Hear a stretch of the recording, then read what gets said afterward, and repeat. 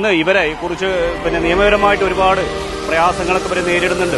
പക്ഷേ നാട് നേരിടുന്ന വലിയ ഒരു ദുരന്തത്തിന് അവരാൾ കഴിയുന്ന ജീവൻ പണയം വെച്ച് മലമടക്കുകളിൽ ഇപ്പോൾ വയനാടടക്കം ഇവരുടെ സേവനം നമ്മൾ ദൃശ്യമാധ്യമങ്ങളിലൂടെ കണ്ടതാണ്. തീർച്ചയായിട്ടും ഇവരെ നമ്മൾ പൊതുസമൂഹം ചേർത്ത് പിടിക്കണം.